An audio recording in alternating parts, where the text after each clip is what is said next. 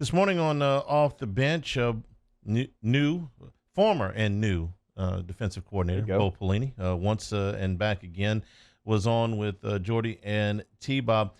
I want to play a couple of clips that I want to respond to here because you have always told me that the guys loved playing for Bo Pelini and the way he coached them, they just responded to it. So if he wasn't necessarily the most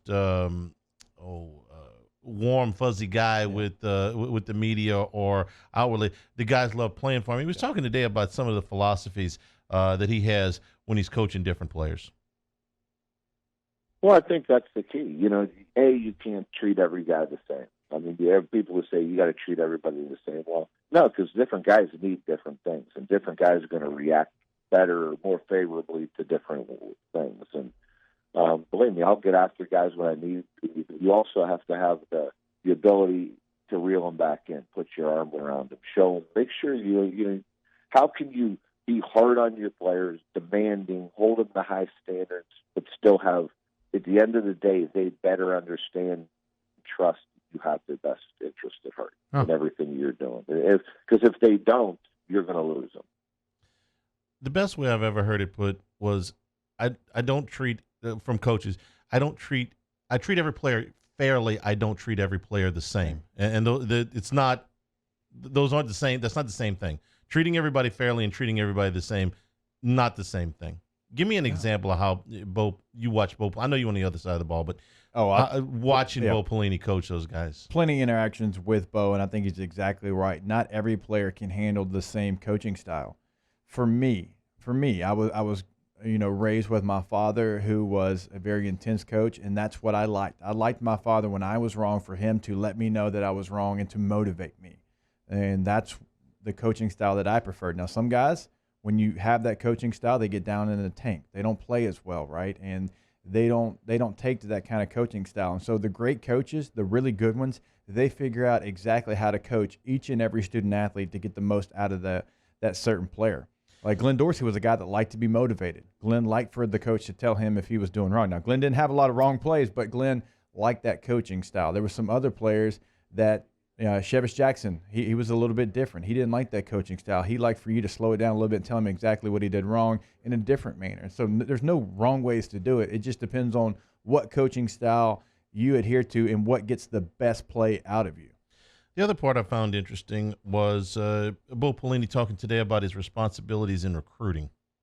Well, Coach O, he's basically a recruiting coordinator, and he does an unbelievable job, and he's passionate about it. He outworks other people, but a big key is also recruiting, and it's evaluating too, and that's a big part of it. He and I think our staff are identify. Don't worry about necessarily star ratings and all the other things that are out there. We find the people that and look for the people that are right for LSU.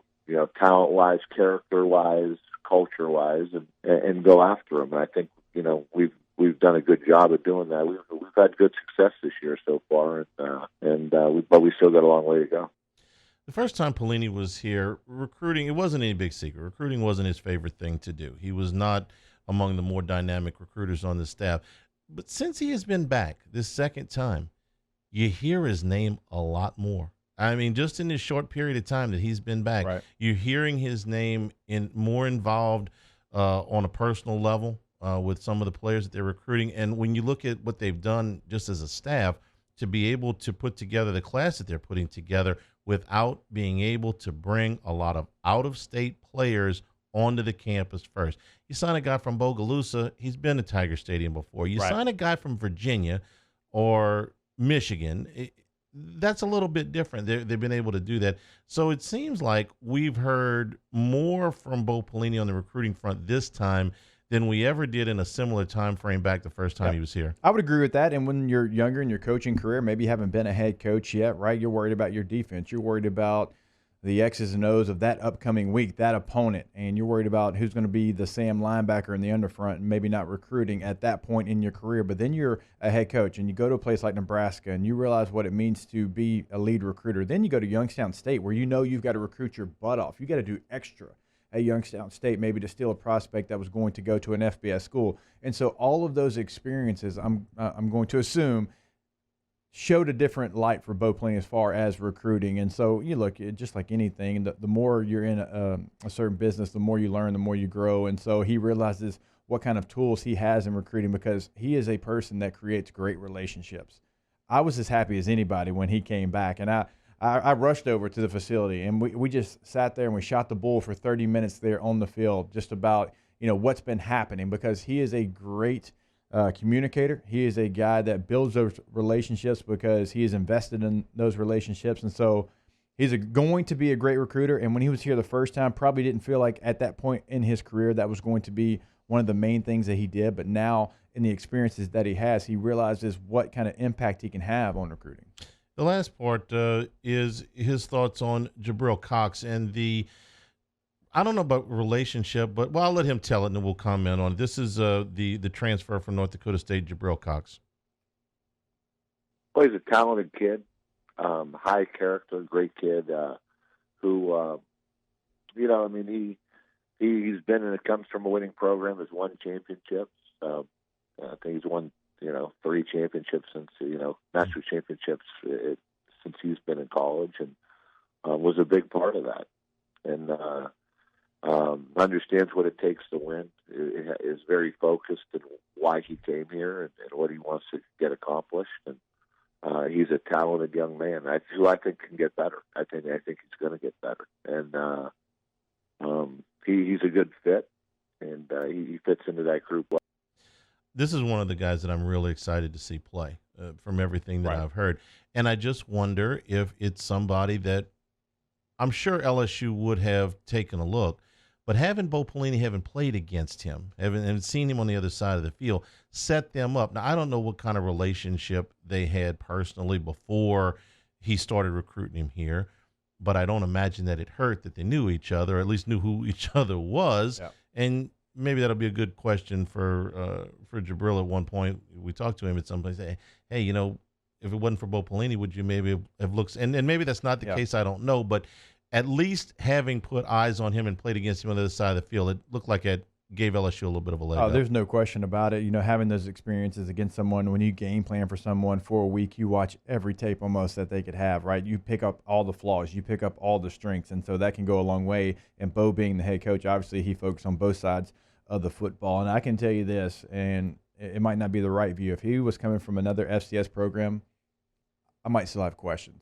I probably have a lot of questions. I'll be honest with you. It's a different level. Sure. And there's no question about that. Even Group of 5 to Power 5 is a different level. Some Power 5s to SEC is a different level. But when you played at that program, that means something. He mentions him winning national titles. When you're a winner like that, that goes a long way with me. When you've played the big boys, beat the big boys, that means something, right? And they have dominated on every level. They're getting the best coaching possible at that level.